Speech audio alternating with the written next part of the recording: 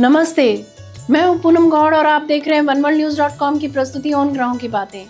आज के प्रोग्राम में बताऊंगी आज का पंचांग, हर राशि का राशिफल, कहानी, किस्से में सुनेंगे पापांकुशा एकादशी की कथा और आखिर तक मेरे साथ जुड़े रहिएगा। जिनका जन्मदिन है उनका वर्षफल बताऊंगी और साथ में साल भर के उपाय भी। शुरू करते हैं आज के पंचांग से। आज मंगलवार 25 मार्च 2025 है। चैत्र का महीना चल रहा है। कृष्ण पक्ष की एकादशी तिथि रहेगी रात्रि 3:45 तक, उसके बाद में द्वादशी। श्रवण नक्षत्र रहेगा रात्रि 3:50 तक और उसके बाद में धनिष्ठा। शिव योग रहेगा दोपहर 2:53 तक और उसके बाद में सिद्धि योग। 1.5 घंटे के लिए राहु काल रहेगा दोपहर 3 बजे से शाम 4:30 बजे तक। द्विपुष्कर योग रहेगा रात्रि 3:50 से 26 मार्च प्रातः 6:18 तक। दिशा शूल रहेगा उत्तर। आज पाप मोशिनी एकादशी व्रत है।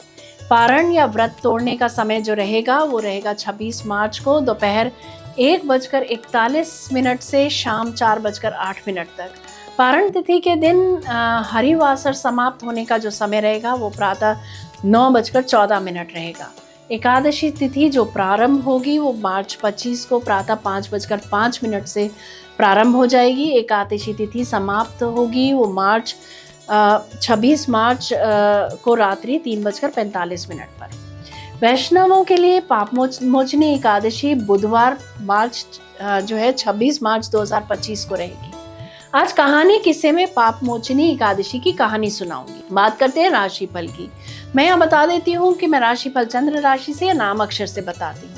शुरू करते हैं मेष राशि से। उत्पादकों के लिए दिन अच्छा रहेगा। अपनी सेहत का ख्याल रखें। अपनी माता के साथ अपनी ससुराल मिलने जा सकते हैं। वृषभ राशि, अपनी क्षमता से अधिक चिंतन करेंगे आप। लिखा पढ़ी के काम में मन लगेगा। किसी दस्तावेज पर हस्ताक्षर होने के संकेत मिलते हैं। विद्या अध्ययन में मन लगेगा। मिथुन राशि, आज मौन धारण करने का दिन है। अपने काम से काम रखें। धन का व्यय या नुकसान होने के योग बनते हैं। किसी पर विश्वास न करें। कर्क राशि, रोग प्रतिरोधक क्षमता यानी इम्यूनिटी कम हो सकती है। उसकी वजह से आज आप थके थके से रहेंगे। आज आप अपने कार्यस्थल में कंपटीशन फेस कर सकते हैं। सिंह राशि, गुप्त तरीकों से लोन ले सकते हैं आप या पुराना लोन चुकता करने के लिए नया लोन ले सकते हैं। एक क्रेडिट कार्ड से दूसरी क्रेडिट कार्ड की पेमेंट कर सकते हैं। आप अपने इलाज के लिए हॉस्पिटल जा सकते हैं। कोई वस्तु मिल सकती है। कन्या राशि, आज भाग्य आपका साथ दे रहा है। कोई एग्रीमेंट साइन करने से लाभ होता दिख रहा है। मनचाहे दोस्तों के साथ आज आप खुशी के लम्हे संजोएंगे। तुला राशि, आज जमींदार का ओहदा मिल सकता है या कोई बड़ी पोस्ट मिल सकती है। नाम शोहरत वाले व्यक्ति आपके लिए आज भाग्यशाली साबित हो सकते हैं।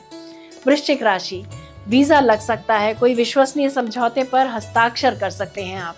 उच्च शिक्षा का सर्टिफिकेट मिल सकता है। कोई बड़े ओहदे की नौकरी मिल सकती है। अनजान व्यक्तियों के साथ आज आप दोस्ती कर सकते हैं। धनु राशि, अचानक से धन लाभ होता दिख रहा है। किसी भी तरह से गैर कानूनी काम से बचें। मकर राशि, सामाजिक रिश्ते आज बढ़ेंगे। दूसरों पर निर्भर करना पड़ सकता है। कुंभ राशि, गुप्त तरीके से सफलता हाथ आ सकती है। खान पान का ध्यान रखें। एलर्जी हो सकती है। रोगों की पहचान करने में असमर्थ रह सकते हैं आज आप। मीन राशि, कला के क्षेत्र में रुझान रहेगा। रिश्तों में मिठास बढ़ेगी। शांति वार्ता सफल रहेगी। ये था राशि का राशिफल। बात करते हैं कहानी किससे। महाराज युधिष्ठिर ने भगवान श्री कृष्ण से चैत्र मास यानी गुजरात और महाराष्ट्र के अनुसार फागुन ही है अभी, तो चैत्र मास के कृष्ण पक्ष की एकादशी के बारे में जानने की इच्छा प्रकट की। तो वे बोले, राजेंद्र, मैं तुम्हें इस विषय में एक पापनाशक उपाख्यान सुनाऊंगा जिसे चक्रवर्ती नरेश मंधाता के पूछने पर महर्षि लोमेश ने कहा था।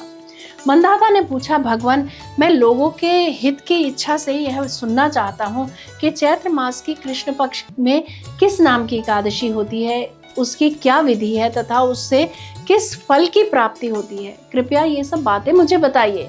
लोमेश जी ने कहा, नृपश्रेष्ठ, पूर्व काल की बात है। अप्सराओं से सेवित चैत्ररथ नामक वन में जहाँ गंधर्वों की कन्याएं अपने किन्नरों के साथ बाजे बजाती हुई विहार कर रही थी, मंजू घोषा नामक अप्सरा मुनिवर मेघावी को मोहित करने के लिए गई। वे महर्षि चैत्ररथ वन में रहकर ब्रह्मचर्य का पालन करते थे। मंजू घोषा मुनि के भय से आश्रम से 1 कोस दूर ही ठहर गई और सुंदर ढंग से वीणा बजाती हुई मधुर गीत गाने लगी। मुनि श्रेष्ठ मेघावी घूमते हुए उधर जा निकले और उस सुंदर अप्सरा को इस प्रकार गान करते देख बरबस ही मोह के वशीभूत हो गए। मुनि की ऐसी अवस्था देख मंजू घोषा उनके समीप आई और वीणा नीचे रखकर उनका आलिंगन करने लगी। मेघावी भी उसके साथ रमण करने लगे। रात और दिन का भी उन्हें भान न रहा। इस प्रकार उन्हें बहुत दिन व्यतीत हो गए। मंजू घोषा देवलोक में जाने को तैयार हुई। जाते समय उसने मुनि श्रेष्ठ मेघावी से कहा, ब्राह्मण, आप मुझे अपने देश जाने की आज्ञा दीजिए। मेघावी बोले, देवी, जब तक सवेरे की संध्या न हो जाए तब तक मेरे ही पास ठहरो। अप्सरा ने कहा, विप्रवर, अब तक न जाने कितनी ही संध्याएं चली गई, मुझ पर कृपा करके बीते हुए समय का विचार तो कीजिए। लोमेश जी ने कहा, राजन, अप्सरा की बात सुनकर मेघावी चकित हो उठे। उस समय उन्होंने बीते हुए समय का हिसाब लगाया तो मालूम हुआ कि उसके साथ रहते हुए उन्हें 57 वर्ष बीत गए थे। उसे अपनी तपस्या का विनाश करने वाली जानकर मुनि को उस पर बड़ा क्रोध आया। उन्होंने शाप देते हुए कहा, पापिनी, तू पिशाची हो जा। मुनि के शाप से दग्ध होकर वह विनय से नतमस्तक हो बोली, विप्रवर, मेरे शाप का उद्धार कीजिए। 7 वाक्य बोलने या 7 पद साथ साथ चलने मात्र से ही सत्पुरुषों के साथ मैत्री हो जाती है। ब्राह्मण, मैं तो आपके साथ अनेक वर्ष व्यतीत किए हैं, अतः स्वामिन, मुझ पर कृपा कीजिए। मुनि बोले, भद्रे, क्या करूं? तुमने मेरी बहुत बड़ी तपस्या नष्ट कर डाली। फिर भी सुनो, चैत्र मास की कृष्ण पक्ष में जो एकादशी आती है उसका नाम पाप मोचनी है। वह शाप से उद्धार करने वाली तथा सब पापों का क्षय करने वाली है। सुंदरी, उसी का व्रत करने पर तुम्हारी पिशाचता दूर होगी। ऐसा कहकर मेधावी अपने पिता मुनिवर च्यवन के आश्रम पर गए। उन्हें आया देख च्यवन ने पूछा, बेटा, यह क्या किया? तुमने तो अपने पुण्य का नाश कर डाला। मेघावी बोले, पिताजी, मैंने अप्सरा के साथ रमण करने का पातक किया है। अब आप ही कोई ऐसा प्रायश्चित बताइए जिससे पातक का नाश हो जाए। च्यवन ने कहा, बेटा, चैत्र कृष्ण पक्ष में जो पाप मोचनी एकादशी आती है उसका व्रत करने पर पाप राशि का विनाश हो जाएगा। पिता का यह कथन सुनकर मेघावी ने उस व्रत का अनुष्ठान किया। इससे उनका पाप नष्ट हो गया और वे पुनः तपस्या से परिपूर्ण हो गए। इसी प्रकार मंजू घोषा ने भी इस उत्तम व्रत का पालन किया।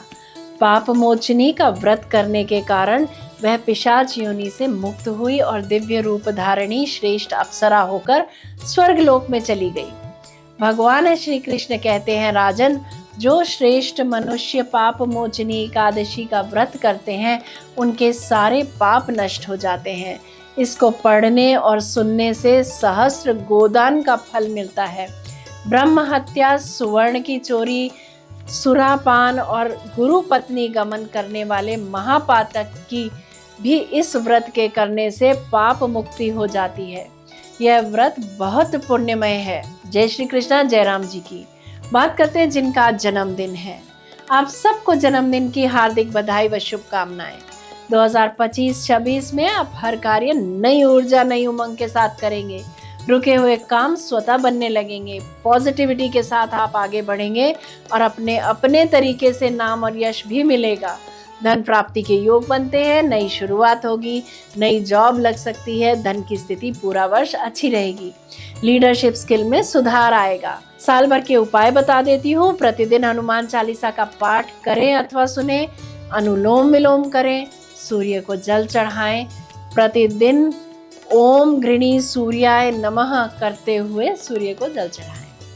अगर मेरा ये प्रोग्राम पसंद आया है तो इसे लाइक, शेयर, सब्सक्राइब करें। बेल का आइकॉन जरूर दबाएं और कल फिर मेरे साथ जुड़िएगा oneworldnews.com की प्रस्तुति उन ग्रहों की बातें में। नमस्ते।